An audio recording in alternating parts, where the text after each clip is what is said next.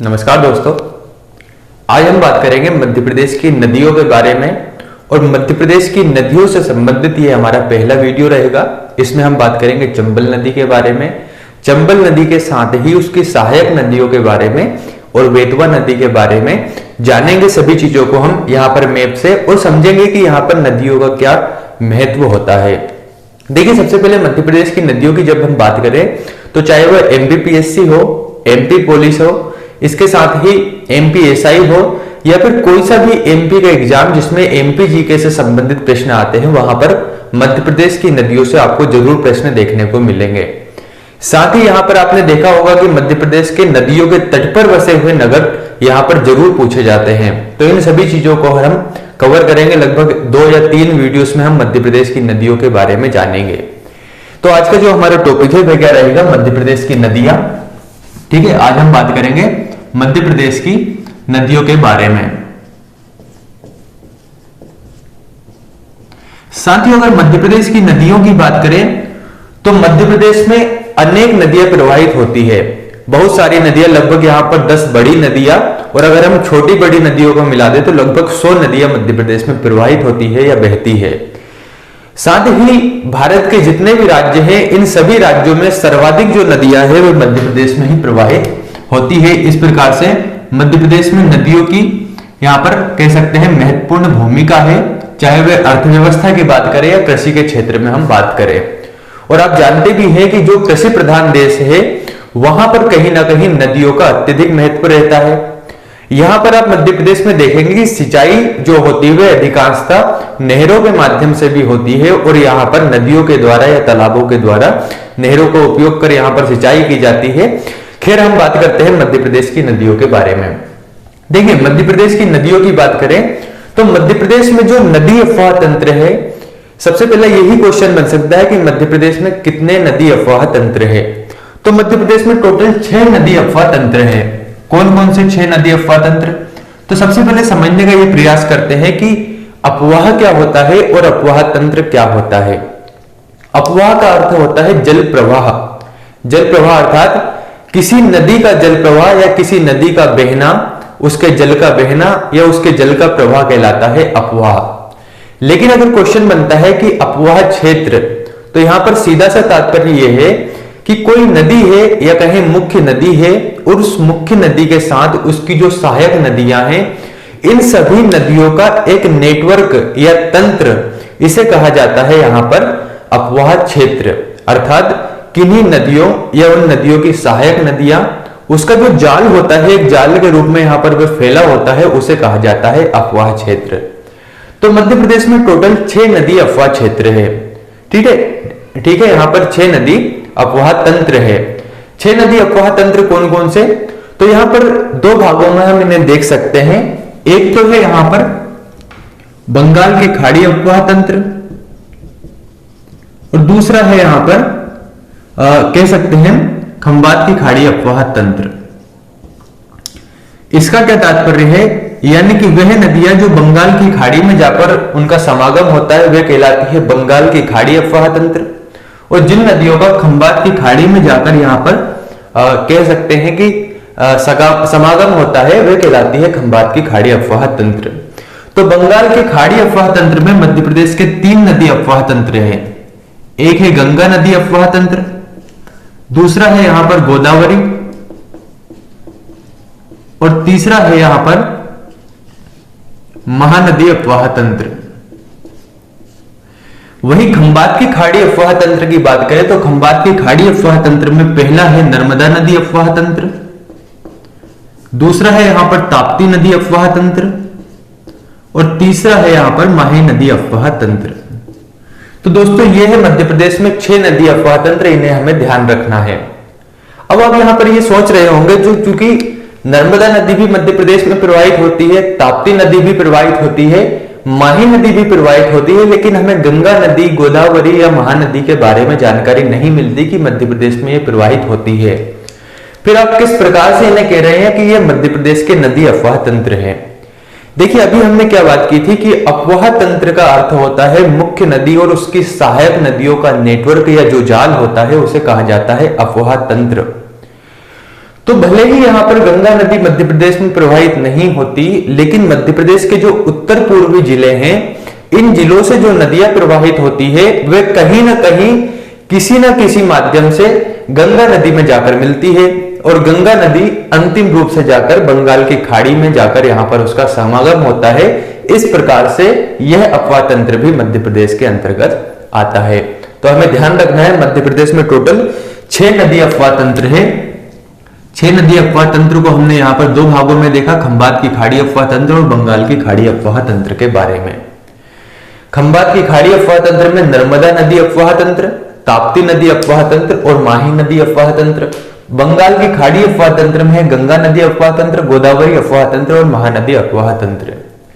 देखिए, जब नदियों की बात करते हैं तो नदियों का अत्यधिक महत्वपूर्ण यहां पर रहता है, क्योंकि अगर हम प्राचीन काल की भी बात करें तो आप ये देखेंगे कोई भी जो सभ्यता थी वह सभ्यता कहीं ना कहीं नदियों के स्थान या कहीं नदियों के किनारे ही बसी हुई थी। यहां तक कि उन नदियों के नाम पर ही उस सभ्यता का नाम भी हम जानते हैं। जैसे हड़प्पा सभ्यता को सिंधु घाटी सभ्यता कहा जाता है, क्योंकि सिंधु नदी के आसपास वह सभ्यता बसी हुई थी। उसके साथ ही यहाँ पर चीन की जो सभ्यता थी या कहें मिस्र की सभ्यता थी, इन सभी नदियों के या कहें इन सभी सभ्यताओं के बारे में हम देख सकते हैं कि ये नदियों के आसपास ही बसी हुई थी। इस प्रकार से नदियों का अत्यधिक महत्व होता है। तो जो आज का हमारा टॉपिक है वह है चंबल नदी अफवाह तंत्र, चंबल नदी के बारे आज हम जानेंगे, और चंबल नदी के साथ ही उसकी जो सहायक नदियां हैं उनके बारे में देखते हैं। तो सबसे पहले हम एक मैप बना लेते हैं ताकि हमें आसानी से इस टॉपिक को समझ सके। ठीक है,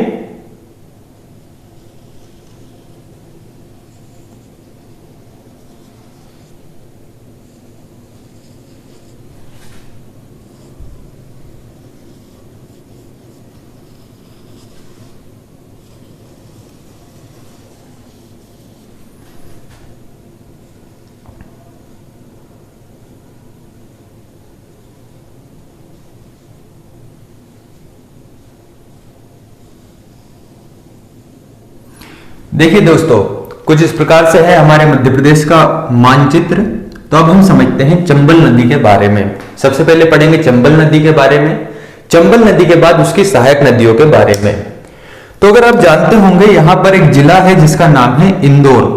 हो सकता है लोकेशन कहीं आगे पीछे यहां पर हो जाए, लेकिन आप समझते चलिएगा, मैं वहां पर लिखता जाऊंगा कौन सा जिला है।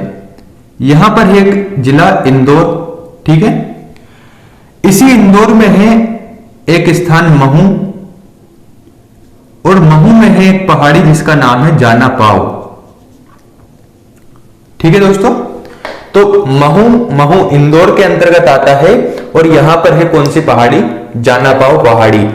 इसी जाना पाव पहाड़ी से एक नदी उद्गमित होती है, एक नदी का उद्गम होता है जिसका नाम है चंबल नदी, जिसे हम चंबल नदी के नाम से जानते हैं। तो इंदौर के महू की जाना पाव पहाड़ी से यहां पर एक स्थान है जिसे कहा जाता है वांचू पॉइंट। इस वांचू पॉइंट से चंबल नदी का उद्गम होता है। तो यहां से चंबल नदी निकलती है। महू से निकलने के पश्चात यह कुछ इस प्रकार से प्रवाहित होती हुई नीमच के आसपास पहुंचती है, और यहां से यह राजस्थान में प्रवेश करती है। देखिए, आप देख पा रहे होंगे यहां पर ऊपर की ओर है राजस्थान, यहां पर है मध्य प्रदेश का क्षेत्र। तो यहां से यह राजस्थान में प्रवेश करती है, और राजस्थान में प्रवेश करने के पश्चात ये पुनः मध्य प्रदेश में प्रवेश करती हुई, इधर आप देख रहे होंगे इधर की ओर है उत्तर प्रदेश, तो यहां पर उत्तर प्रदेश में पहुंचती है। मेरे ख्याल से आपको यहां पर क्लियर हो गया होगा कि कहां से निकलती है और कहां तक यह नदी पहुंच रही है। तो चंबल नदी इंदौर से निकलती है, इंदौर में महू से, और महू की जाना पाव पहाड़ी से निकलती है, जाना पाव पहाड़ी में भी वांचू पॉइंट से। ठीक है दोस्तों, यहां से निकलने के पश्चात यह राजस्थान में प्रवेश करती है, और राजस्थान में प्रवेश के पश्चात पुनः मध्य प्रदेश में प्रवेश कर उत्तर प्रदेश में पहुंचती है।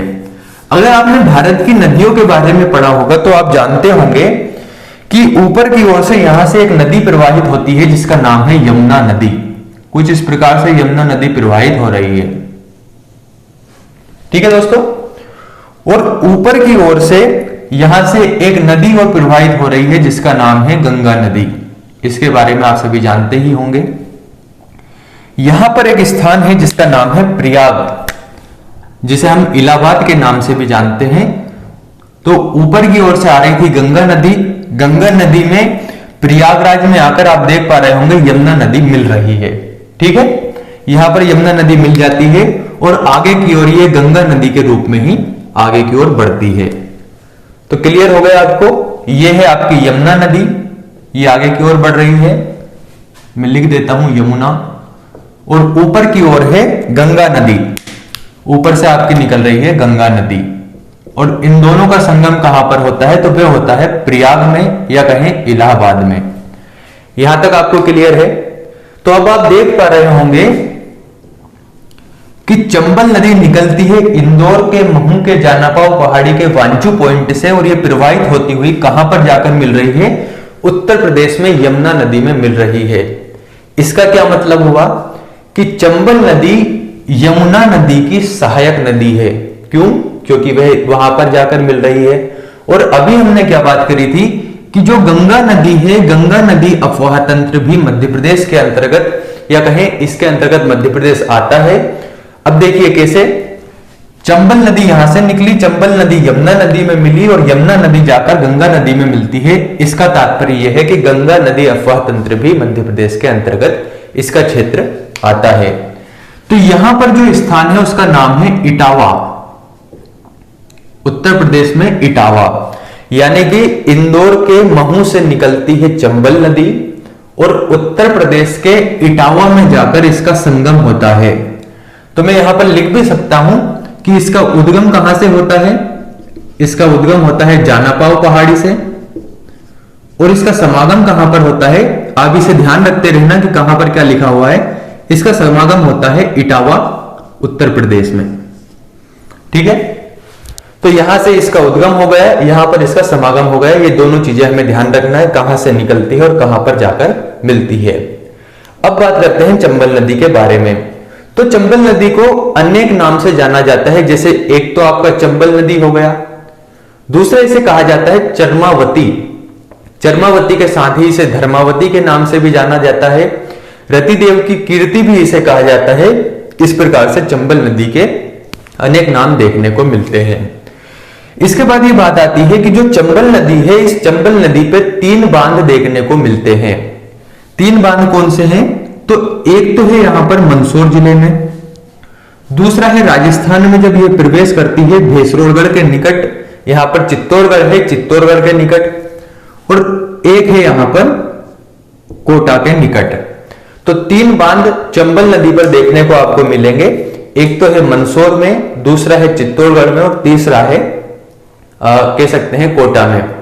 यहीं से क्वेश्चन बनते हैं। किस प्रकार के क्वेश्चन बनते हैं कि कौन सा बांध चंबल नदी पर है अथवा नहीं, तो तीनों के हम नाम देखते हैं।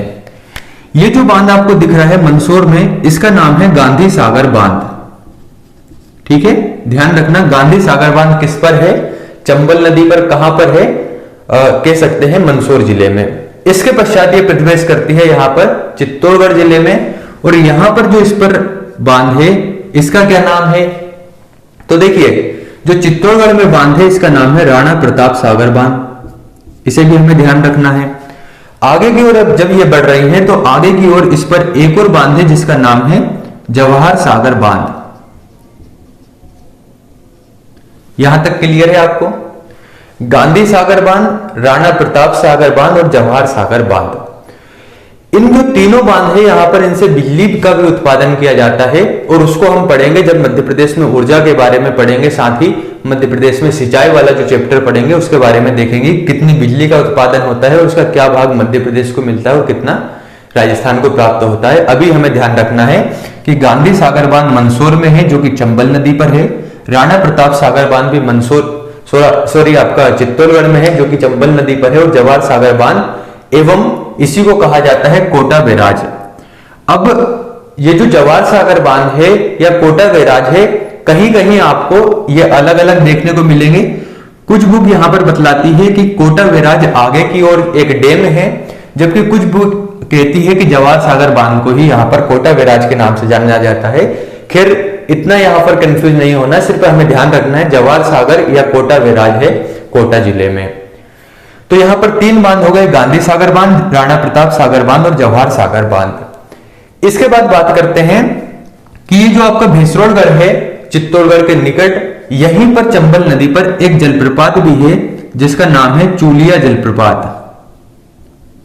ध्यान रखना है चूलिया जलप्रपात कहां पर है, तो वह है भैंसोड़गढ़ में। लगभग 18 मीटर ऊंचा यह जलप्रपात है और यह किस नदी पर है, तो यह है चंबल नदी पर। यह सभी यहां से क्वेश्चन बन सकते हैं। नेक्स्ट बात यह आती है कि चंबल नदी की लंबाई कितनी है।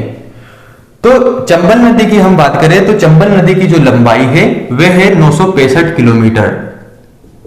965 किलोमीटर इसकी लंबाई है। और जो क्वेश्चन बनते हैं वे किस प्रकार से बनते हैं कि चंबल नदी जो है, चंबल नदी के तट पर बसे हुए कौन कौन से नगर है। तो देखिए उनको हम देखते हैं। सबसे पहले देखते हैं कहां कहां ये प्रवाहित होती है। तो आप यहां पर जानते होंगे, यहां पर एक जिला है भिंड, यहां पर है मुरैना और यहां पर है श्योपुर।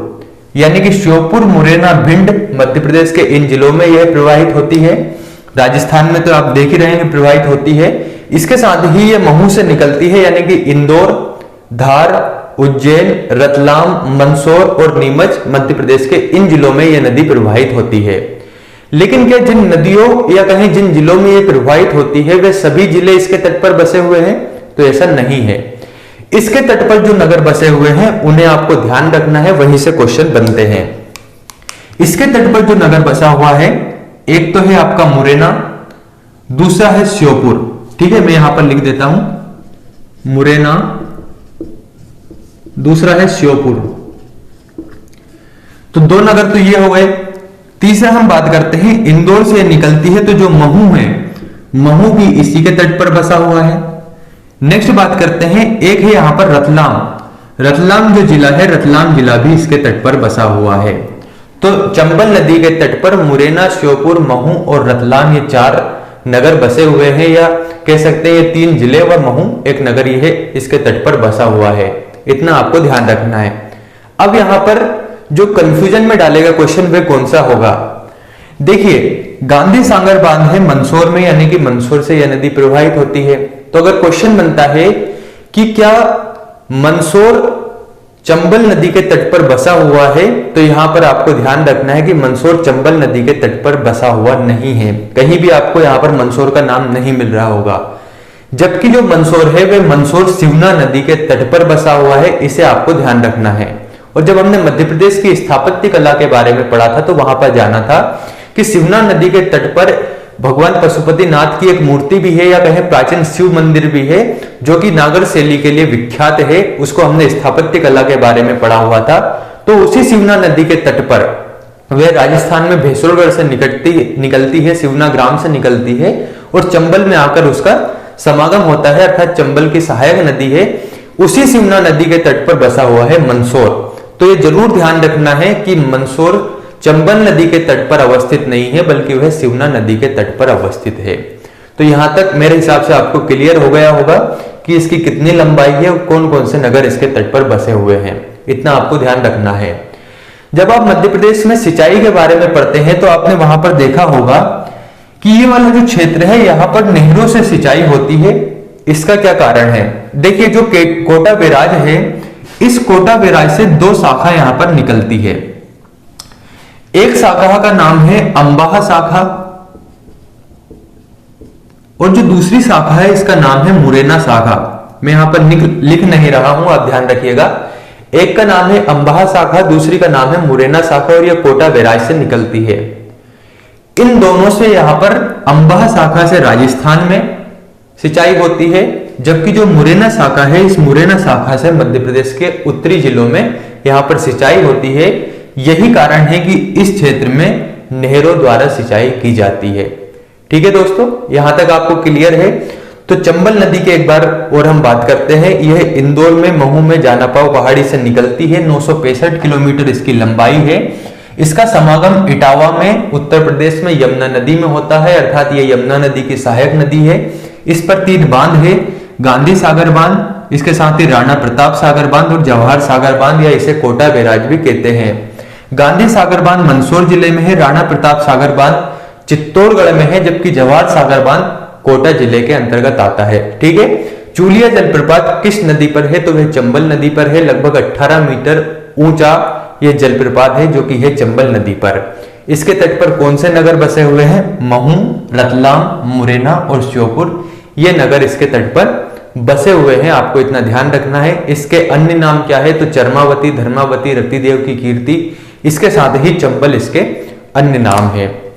ये होती है कंप्लीट चंबल नदी, इसे आपको ध्यान रखना है। अब बात करते हैं चंबल नदी की सहायक नदियों के बारे में। तो देखिए, अगर आप जानते होंगे तो चंबल नदी जो है, इस चंबल नदी की एक सहायक नदी है, बहुत ही प्रसिद्ध नदी है, जिसका नाम है क्षिप्रा नदी। तो मैं यहां से आपको बना रहा हूं, देखिएगा।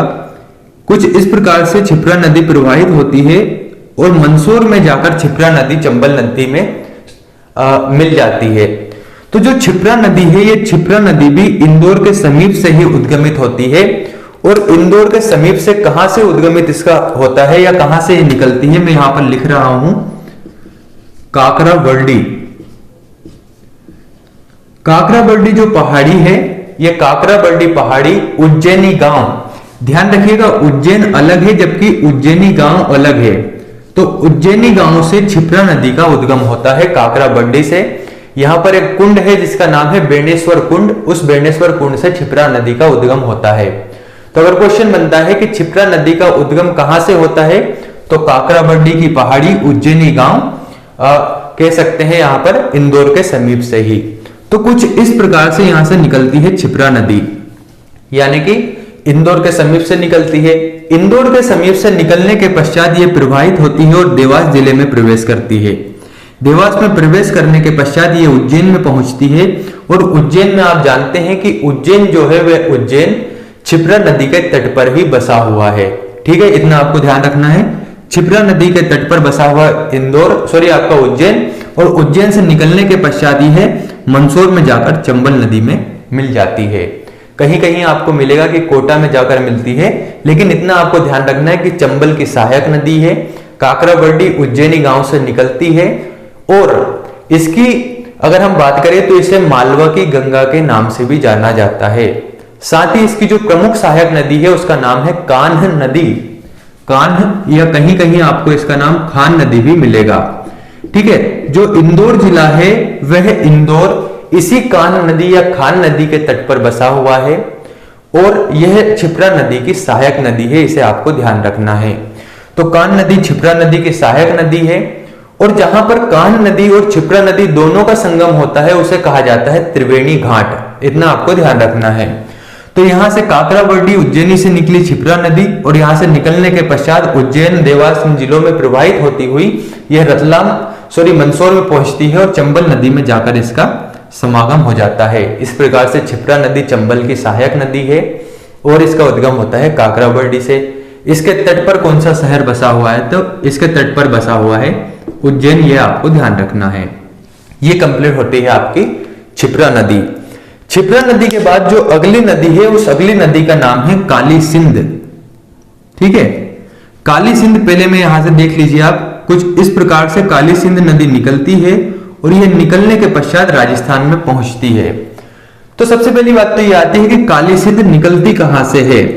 तो जो काली सिंध नदी है वह काली सिंध नदी देवास जिले से निकलती है, यह इसका उद्गम होता है देवास से।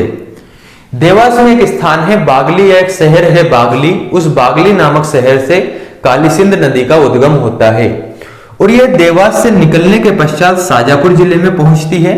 शाजापुर में पहुंचने के पश्चात यह राजगढ़ में पहुंचती है और उसके पश्चात उत्तर प्रदेश में आप देख रहे होंगे यहाँ पर राजस्थान में प्रवेश करती है और राजस्थान में प्रवेश करने के पश्चात चंबल में जाकर मिल जाती है। इस प्रकार से काली सिंध नदी भी चंबल नदी की सहायक नदी है और देवास के बागली से निकलती है। तो सबसे पहली बात यह कि काली सिंध कहां से निकलती है, देखिए बागली से ये निकलती है। दूसरी बात यह कि किसकी सहायक नदी है, तो चंबल नदी की सहायक नदी है। इसमें आपको क्या ध्यान रखना है कि इसके तट पर कौन से नगर बसे हुए हैं। तो एक तो चूंकि यह बागली से निकल रही है और बागली इसी के तट पर बसा हुआ है, तो हमें ध्यान रखना है कि बागली इसी के तट पर बसा हुआ है। दूसरा एक शहर है सोनकच्छ, आपने नाम सुना होगा, देवास के ही समीप है। ये सोनकच्छ जो शहर है ये भी आपका काली सिंध नदी के तट पर बसा हुआ है। तो यहां पर मैं लिख देता हूं काली सिंध, ये नदी है आपकी क्षिप्रा नदी और ये जो नदी है ये है आपकी चंबल नदी। तो हमारी 3 नदियां कंप्लीट हुई, चंबल नदी, क्षिप्रा नदी, काली सिंध नदी। चंबल नदी यमुना की सहायक है, क्षिप्रा नदी चंबल की सहायक है, जबकि काली सिंध नदी भी यहां पर चंबल की सहायक नदी है। काली सिंध नदी के बाद जो अगली नदी आती है उसका नाम है पार्वती नदी। आपने पार्वती नदी के बारे में सुना होगा, उसके बारे में अब हम देखते हैं। तो पार्वती नदी सीहोर से निकलती है, यहां पर है आपका सीहोर जिला। सीहोर से निकलने के पश्चात यह नरसिंहगढ़ राजगढ़ में बहती हुई यह भी जाकर उत्तर प्रदेश राजस्थान में जाकर चंबल नदी में मिल जाती है। इस प्रकार से पार्वती नदी चंबल की सहायक नदी है। अब बात यह आती है कि जो पार्वती नदी है, इस पार्वती नदी का उद्गम कहां से, तो अभी हमने बात की कि इसका उद्गम है सीहोर जिले से। सीहोर के आष्टा से यह नदी प्रवाहित होती है या निकलती है। आष्टा से निकलने के पश्चात यह नरसिंहगढ़ राजगढ़ में प्रवेश करती है। आप देख पा रहे होंगे पार्वती यहां पर प्रवेश करती है, उसके पश्चात ये राजस्थान में पहुंचती है और राजस्थान में जाकर ये चंबल नदी में मिल जाती है। इस प्रकार से पार्वती नदी चंबल नदी की सहायक नदी है। यहां तक आपको क्लियर है। अब बात यह आती है कि पार्वती नदी के तट पर कौन सा नगर बसा हुआ है। तो पार्वती नदी के तट पर एक तो है आष्टा, सीहोर से ये निकलती है, सीहोर के ही अंतर्गत है आष्टा आपका, ठीक है दोस्तों। तो सीहोर के अंतर्गत है आष्टा, आष्टा इसके तट पर बसा हुआ है।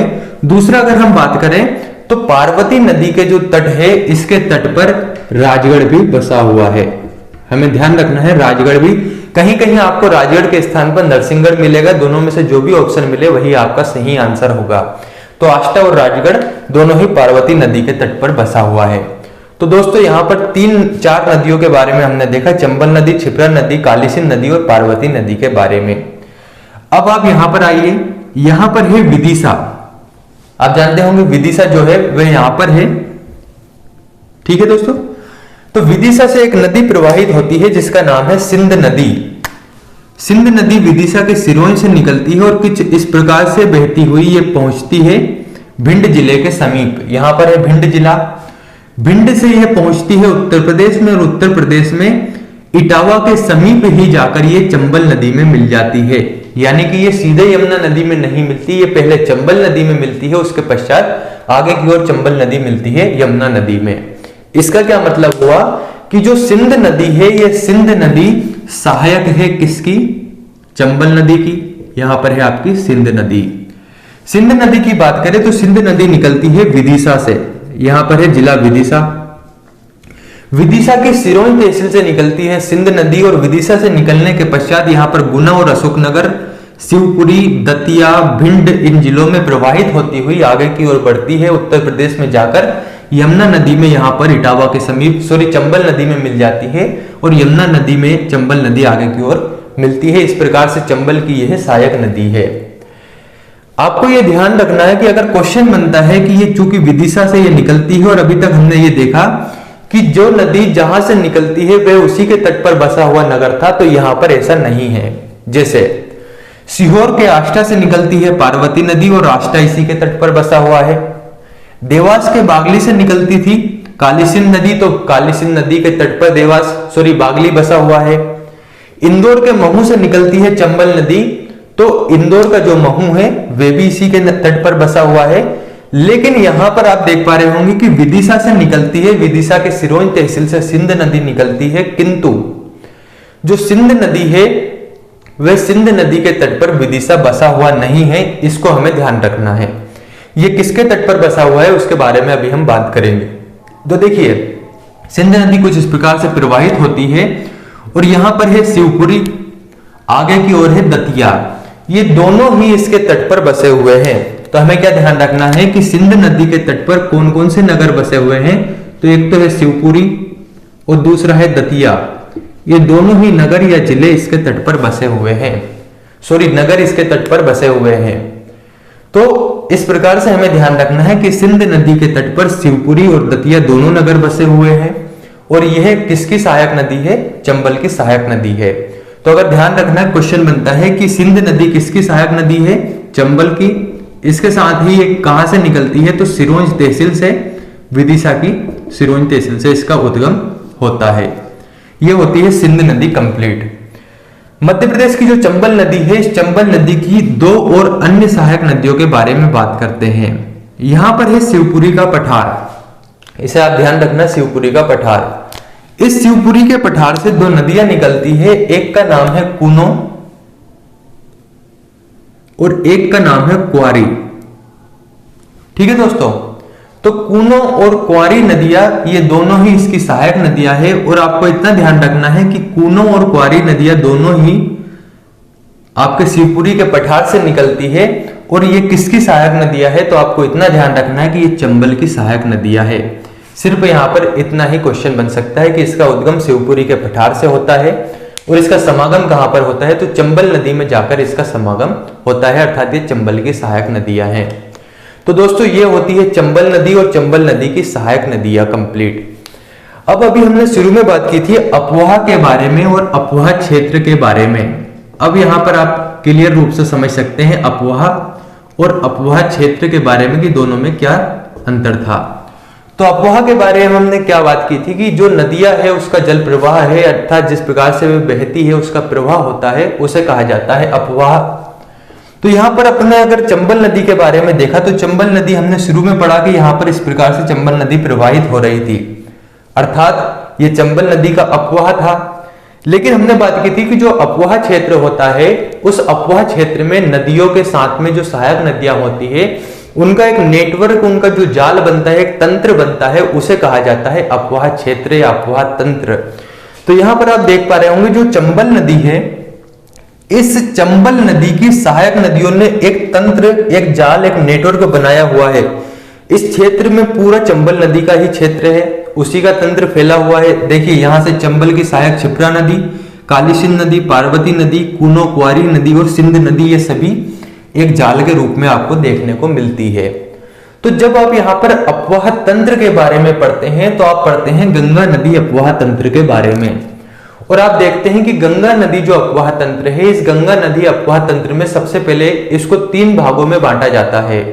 यमुना नदी अपवाह तंत्र या कहीं उपतंत्र, दूसरा बेतवा नदी उपतंत्र, और इसके साथ ही एक और नदी के बारे में आप यहाँ पर पढ़ते हैं।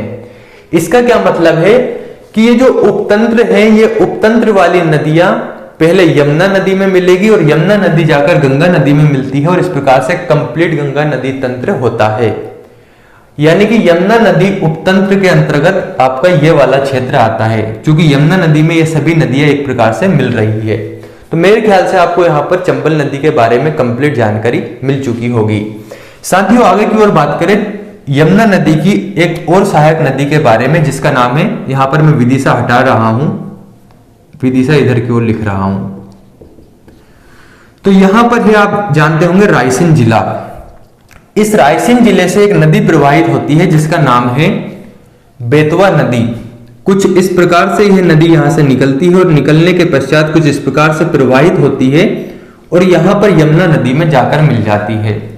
तो एक ध्यान देने योग्य बात यह है कि यमुना नदी की सहायक नदी कौन सी नहीं या कौन सी है, इसके बारे में आप मैप अगर देखते हैं तो आसानी से समझ जाएंगे। अगर क्वेश्चन बनता है कि बेतवा नदी चंबल की सहायक नदी है अथवा नहीं, तो आपको ध्यान रखना है कि बेतवा नदी चंबल की सहायक नदी नहीं है, क्योंकि यह है बेतवा नदी और यह बेतवा नदी डायरेक्ट रूप से जाकर यमुना में मिल रही है, ना कि चंबल में। इस प्रकार से बेतवा नदी चंबल की सहायक नहीं है। बेतवा की अगर हम बात करें तो बेतवा नदी निकलती है रायसेन से, रायसेन के कुमरा गांव, ध्यान रखना है कुमरा गांव से निकलती है बेतवा नदी। और यहां पर है रायसेन, रायसेन के कुमरा गांव से जब निकलती है तो यहां से निकलने के पश्चात आप देख रहे होंगे ये भोपाल की ओर प्रवेश करती है। भोपाल में जाने के पश्चात यह ऊपर की ओर विदिशा जिले में जाती है। देखिए यहां पर है विदिशा जिला, तो विदिशा में प्रवेश करती है और विदिशा में बहती हुई ये उत्तर प्रदेश में प्रवेश करती है। उत्तर प्रदेश में यहां पर झांसी और जालौन के निकट प्रवेश करने के पश्चात पुनः यह मध्य प्रदेश में प्रवेश करती है और यहां पर है जिला टीकमगढ़ और निवाड़ी। तो टीकमगढ़ और निवाड़ी में प्रवेश करने के पश्चात पुनः उत्तर प्रदेश में प्रवेश कर यहां पर यमुना नदी में जाकर मिल जाती है और यमुना नदी पे जहां पर जाकर ये मिलती है उस स्थान का नाम है हमीरपुर। तो आपको ध्यान रखना है कि बेतवा नदी रायसेन के कुमरा गांव से निकलती है और इसका समागम ये कहां पर जाकर मिलती है, तो यमुना नदी में हमीरपुर के निकट जाकर इसका समागम होता है। ये दोनों बातें आपको ध्यान रखना है। इसके साथ ही एक बात और आपको ध्यान रखना है कि उत्तर प्रदेश और मध्य प्रदेश दोनों की जो प्राकृतिक सीमा अगर बनाती है तो उस नदी का नाम है बेतवा नदी। ठीक ऐसे ही अगर क्वेश्चन बनता है कि राजस्थान और मध्य प्रदेश की प्राकृतिक सीमा का निर्धारण या निर्माण कौन करती है, तो वह है चंबल नदी। देखिए कुछ इस प्रकार से निकल रही है, तो यहाँ पर राजस्थान और मध्य प्रदेश की प्राकृतिक सीमा का निर्धारण करती है। और यहां पर भी आप देख पा रहे होंगे कि बेतवा नदी मध्य प्रदेश और उत्तर प्रदेश दोनों की प्राकृतिक सीमा का निर्धारण करती है। ठीक है, यहां तक क्लियर है आपको। जो बेतवा नदी है, इस बेतवा नदी की एक सहायक नदी है, उसका नाम है बीना नदी। ये बीना नदी सागर में यहां पर प्रवाहित होती है। इस बीना नदी पर एक जलप्रपात है जिसका नाम है भालकुंड जलप्रपात। ध्यान रखिएगा, भालकुंड जलप्रपात किस नदी पर है, तो यह है बीना नदी पर।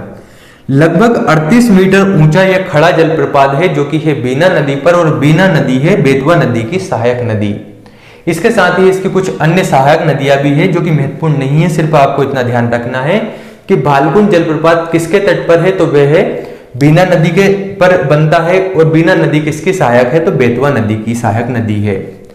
बेतवा नदी की बात करें तो बेतवा नदी, जब आपने मध्य प्रदेश के पठारों के बारे में और आप अभी पढ़ेंगे तो उसमें आप देखेंगे कि ये वाला जो क्षेत्र है इसे कहा जाता है बुंदेलखंड का पठार। इधर है बघेलखंड का पठार, ये है मध्य भारत का पठार। तो ये जो बुंदेलखंड वाला पठार है, इस बुंदेलखंड वाले पठार में ये नदी प्रवाहित होती है। और यहाँ पर जो सिंचाई है, सिंचाई के साथ ही यहाँ पर जो जल की आपूर्ति है, वे सभी चीजें इसी नदी के आधार पर होती है। इस प्रकार से ये नदी यहाँ पर महत्वपूर्ण भूमिका अदा करती है। परिणाम स्वरूप इसे बुंदेलखंड की जीवन रेखा भी कहा जाता है। ध्यान रखिएगा, बुंदेलखंड की जीवन रेखा किसे कहा जाता है, तो बुंदेलखंड की जीवन रेखा कहा जाता है बेतवा नदी को। इसके साथ ही इस नदी को एक और नाम से जाना जाता है, मध्य प्रदेश की गंगा के नाम से भी इसे जाना जाता है। और इसे मध्य प्रदेश की गंगा प्रदूषण के समान स्तर के कारण कहा जाता है। इस प्रकार से आपको ध्यान रखना कि मध्य प्रदेश की गंगा किसे कहा जाता है, तो वह है बेतवा नदी। आप नर्मदा नदी के बारे में जब आप पढ़ेंगे तो उसमें भी देखेंगे कि नर्मदा नदी को भी मध्य प्रदेश की गंगा कहा जाता है, लेकिन उसे धार्मिक आधार पर मध्य प्रदेश की गंगा कहा जाता है और इसे प्रदूषण के समान स्तर के आधार पर मध्य प्रदेश की गंगा कहा जाता है। तो दोनों बातों को आपको ध्यान रखना है। लेकिन अगर डायरेक्ट क्वेश्चन बनता है कि मध्य प्रदेश की गंगा कौन सी नदी है, तो फिर उसका सही आंसर होगा बेतवा नदी। इसके साथ ही जब आपने मध्य प्रदेश की स्थापत्य कला के बारे में पढ़ा तो वहां पर आपने पढ़ा हुआ था देवगढ़ के बारे में। देवगढ़ को बेतवा का आइसलैंड भी कहा जाता है और वह यहां पर आपने देखा था कि झांसी के निकट बसा हुआ है और वहां पर हमने पढ़ा हुआ था कि वहां पर दशावतार मंदिर भी है। तो वह जो बेतवा का आइसलैंड जिसे कहा जाता है देवगढ़, वह देवगढ़ भी बेतवा नदी के तट पर ही बसा हुआ है। बात यह आती है कि इसकी लंबाई कितनी है, तो 480 किलोमीटर 480 किलोमीटर बेतवा नदी की लंबाई है। ठीक है दोस्तों, तो रायसेन के कुमरा गांव से निकलती है। भालकुंड जलप्रपात बीना नदी पर है जो इसकी सहायक नदी है। इसका समागम हमीरपुर के निकट यमुना में होता है। इसे मध्य प्रदेश की गंगा प्रदूषण के आधार पर कहा जाता है। बुंदेलखंड की जीवन रेखा के नाम से इसे जाना जाता है। इसके कुछ अन्य नाम भी मिलते हैं जैसे बेत्रवती, बेत्रवती के साथ ही शिव की पुत्री भी इसे कहा जाता है। तो दोस्तों ये होती है बेतवा नदी। जो चंबल नदी थी, इस चंबल नदी के बारे में आप एक और बात ध्यान रखिएगा। यहाँ पर जो भिंड, मुरैना और श्योपुर जिले हैं, यहाँ पर आपने देखा होगा कि यहाँ पर बीहड़ पाए जाते हैं। बीहड़ का क्या मतलब होता है, तो जो चंबल नदी है, ये चंबल नदी यहाँ पर पाई जाती है एलुवियम की चट्टानें। जब ये चंबल नदी एलुवियम की चट्टानों को काटती है तो वहां पर काटने के कारण गहरे खड्डों का निर्माण हो गया है। उन्हीं गहरे खड्डों को बीहड़ के नाम से जाना जाता है। तो ध्यान रखना, बीहड़ का निर्माण या अवनाली का अपर्दन का निर्माण कौन सी नदी करती है, तो वह करती है चंबल नदी। तो दोस्तों यहां पर यह कंप्लीट होता है क्षिप्रा नदी, पार्वती नदी, काली सिंध नदी, इसके साथ ही सिंध नदी, कूनो और कुआरी नदी, चंबल नदी और बेतवा नदी के बारे में हमने कंप्लीट रूप से जाना। अगले वीडियो में हम बात करेंगे मध्य प्रदेश की अन्य नदियों के बारे में, जैसे कि सोन नदी के साथ ही नर्मदा नदी, नर्मदा संधि के साथ ही ताप्ती नदी। जो भी ये जो अफवाह तंत्र है, इनसे संबंधित नदियों के बारे में अगले वीडियो में हम बात करेंगे। आपको अगर ये जो टॉपिक है ये यहाँ पर समझ में अच्छे से आ रहे होंगे तो वीडियो को जरूर सब्सक्राइब करें, या कह सकते हैं चैनल को सब्सक्राइब करें व बेल आइकन को दबाना ना भूलें। धन्यवाद।